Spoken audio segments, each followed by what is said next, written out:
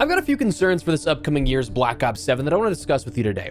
In a year where concerns have kind of been standard, the future being wide open and with so many questions yet to be answered, there's a few glaring things that I feel like we should mention. Now, feel free to chime in with any you may have in hopes that we can maybe see some of these addressed by the time the game ends up launching. And if you'd like to join in on these types of conversations, we're going live regularly on Twitch again, so if you'd like to stop by and say hello, that link is down below. But let's jump into it. So, first, let's talk about, is this game's offering going to be worth it? And I mean beyond just the knee-jerk reaction point of, no, this game's not going to be worth it. I'm talking like the content offering, is it going to be in line with what we see year over year that warrants an actual price tag of what we'll see is probably $80? Currently, insiders have reported that the campaign's not looking too hot. Multiplayer seems like it's going to be minimally different compared to Black Ops 6 with some slight wall running, Pick 10 returning as the class system, and maybe a few other things, but nothing really over the top as an entirely different feeling. And zombies kind of sounds like it's going to be eating well again, which I'm happy for my zombies friends if that actually does happen. But for the product as a whole, one of my biggest reservations with the topic is the game's developmental time, because this is a huge question mark. The last time we saw this sort of pendulum swing was Modern Warfare 3. That game was reportedly developed in 16 to 18 months, which is not a lot of time at all. And I think that it showed that at launch. Post-launch, of course, that was an entirely different story, but at launch in that initial shipped product, well, you definitely have a case there that it wasn't a complete game. But while Treyarch had 4 years for Black Ops 6, it's possible some of that time was allotted or broken down into smaller teams to work on Black Ops 7, but point being, best case, we're probably looking at 2 years and some months and change if this game was sort of like fully meant to be developed as such for 2025 from the very beginning. And it's quite possible it could be way shorter than that. I just worry that what we see is not going to be a strong offering for right out of the box and what you end up getting for your money, especially when there's rumors of more open world missions, actually all of which being in Avalon for the campaign. The multiplayer will be predominantly like remasters or maps from Black Ops 2 mixed with a few original ones in there. And well, zombies, it kind of sounds like it's going to be standard, but anyways, like, is this going to be a bare bones situation again at launch, or will it be something that's like a miracle where Black Ops 7 was actually the intended design and dev target, but Black Ops 6 was kind of just made along the way, making the foundations for this? For the record, I don't think that last bit is likely, but I'd be happy to be wrong. I'd be happy if it ended up being a stronger game than Black Ops 6, but will it be worth that $80 price tag? I think right now, without any official confirmation, it's speculative at best, but I think this one might be more in line with the sort of initial justification of Modern Warfare 3, kind of being seen as a DLC. And I guarantee that we're going to see that DLC debate roll around again in just a little bit of time. With everything funneling back into the COD HQ umbrella, almost certainly we'll end up seeing that listing in Steam's database listed as a DLC like we did for Modern Warfare 3. So yeah, that's going to probably be something that is going to go live and be public in a couple of weeks' time, I would imagine. I guess bright side with this one is that we do know immediately that it will be a day one Game Pass game, so it's something that you can try out. You don't have to commit the money to in the sense of owning the game outright, but still. Next, another concern is, how will the game itself be different? I think the older that I get, the more I look back at the 17 years of playing this game, the more I think back to that dubbed golden age of COD, I always think about how much more there was a genuine pendulum shift between the gameplay and the game feel, game over game. Like, yes, a lot of the COD experience, even back then, was pretty similar, and if you've been around this long, you will know that people, even in Modern Warfare 2 and Modern Warfare 3, were like, it's the same game being sold again. But like, the big thing was that Treyarch and Infinity Ward trade-off in titles. They had distinct feeling to them, a sort of Coke and Pepsi vibe, where one camp really enjoyed one, while the other camp enjoyed the other. And that was totally fine. It appealed to everyone, but in a different way, if that makes sense. To a degree, you kind of had that, but not so much as over the last 5 years. I think the only game that really felt different in the last 5 years was Cold War in 2021, and that's because it wasn't on the same unified engine. Now everything is built off that same architecture established with Modern Warfare 2 and Warzone 2, structurally built around the same core principles, because they want to funnel everything in and make development into Warzone easier to manage. Vanguard was also similar in feeling year over year because it was built off the Modern Warfare 2019 framework. And well, Modern Warfare 2019 was that framework going back to the 5 years and 6 years, I guess. Cold War is the only game built in the Warzone era that was still built upon prior Black Ops framework and installments.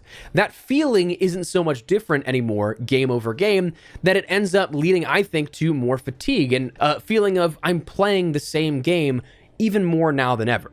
So while we're likely to have a still similarly feeling game because it's all built off the same core principles, I do think there needs to be some sort of justification found somewhere to make it a good addition and worthwhile to the players, I think. Another question I have is, how much will the Xbox One and PlayStation 4 hinder their performance here with this? At this point, this is no means meant to be like console shaming or anything like that, but more so a genuine concern of hardware limitations and the differences between experiences. At this point, the Xbox One and PlayStation 4 hardware can be as old as 12 years old when the game will launch this fall. And sure, there's mid-generation consoles, but those original ones still exist, like I have on the shelf behind me in my office. While we haven't seen gameplay comparisons, and we won't until a beta is out at some point later this summer, it's a speculative worry, but I think that it's a valid worry. We've seen graphical decline in generations slowly, and I think I remember somewhere hearing that COD HQ, kind of one of the very few benefits I think that it has, is that it makes this decay slower in those declines, but it still is noticeable. So how much at this point, likely being the last game supported for Xbox One and PlayStation 4, thankfully, this is probably going to be something we do still see some hindrance, so the question is just how much? Another concern that I have here that I feel like will be answered whenever the game is officially revealed, because what we had at the Xbox Game Showcase, that was just the teaser reveal here with that. They said the full reveal will be coming later in the summer, but is there going to be carry forward?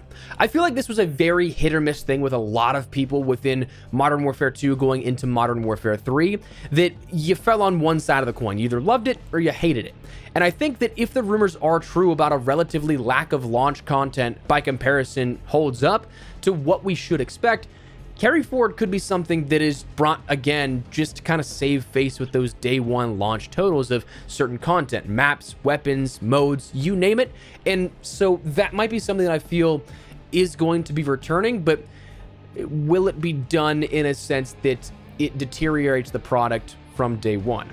Like, that's one of those things that I feel like it's a weird situation, because on one hand, I loved using my camos in Modern Warfare 3 on day one, but on the other hand, it also made that sort of Fortnite-ification of Call of Duty, that Ready Player One effect that was there for Modern Warfare 2. It made it there from out of the gate. Day one, you had those same crazy skins, and with what we've seen in Black Ops 6, I feel like it's gone above and beyond what we saw within Modern Warfare 2 by far, and we still have 2 more seasons to go after this.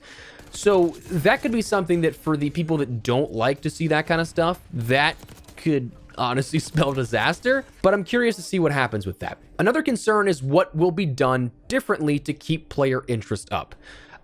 This is one that I don't claim to have the answers. I truly don't know that anyone does. Otherwise, we'd be seeing those player numbers still super high all throughout the year. But I think that one of the underlying issues right now is player interest.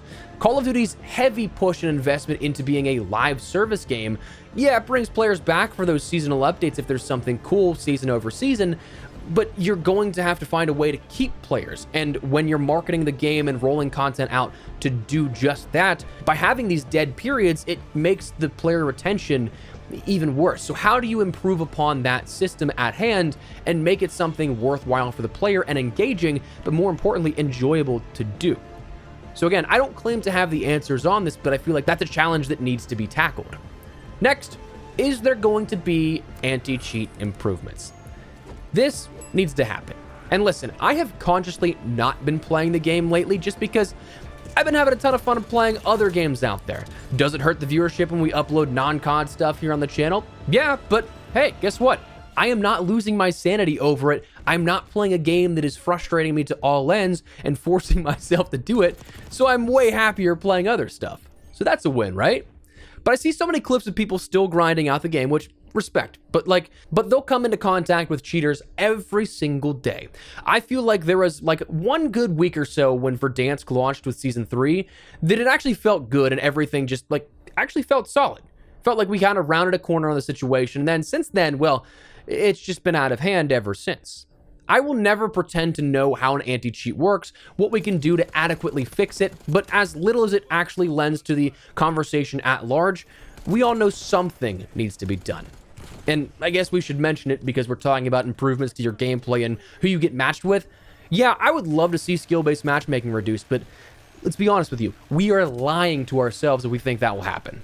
Like, listen, I would love to come to you guys with better news in this video and be optimistic about, like, yeah, this is our years, guys. This is when they're going to finally change skill-based matchmaking. But, like, do you want me to be honest with you, or do you want me to lie to you?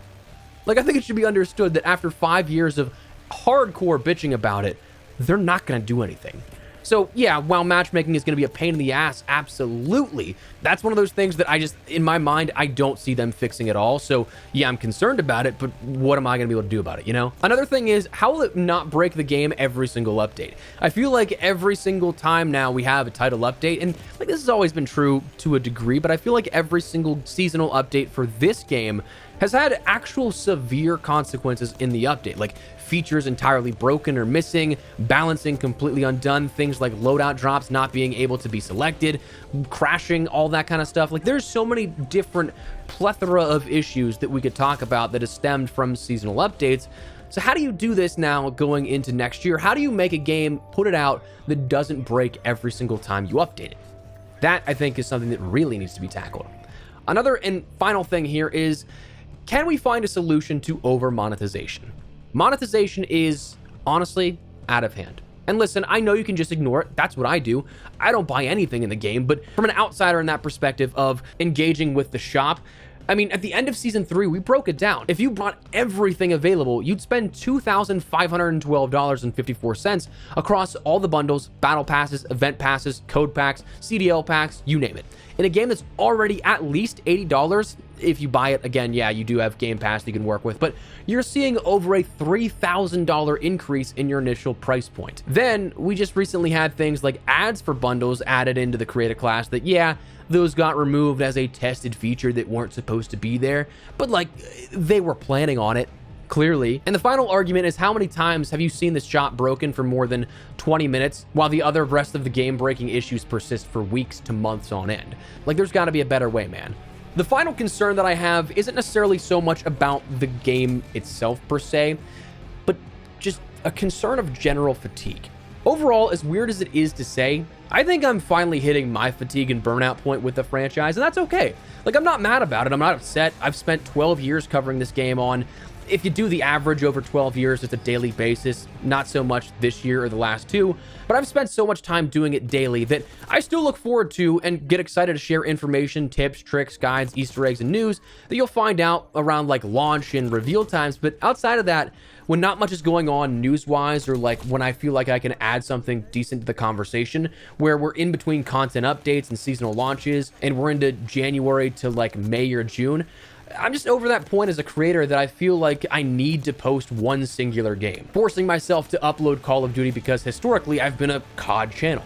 It's not worth the loss of sanity, truth be told. And like, listen, I'm still going to be covering the game when it comes to the larger reveals here when the game launches later this fall, because there are a ton of people who are still interested in it that have subscribed to the channel that know my stuff from the scene. I'm interested in that launch, but I think that we're going to be eventually ending up right where we are this time next year. Same thing with how we were last year and the year before that, when come January, I'm going to be back to posting other games and whatever else interests me at that point. Hell, we might even be rolling into GTA at that point. But while I'd love to be wrong, I don't think that I'll see myself long-term on this upcoming title if it's how it's being described. Like, again, yes, like I said, the full weight of everything we'll be covering everything in depth with launch.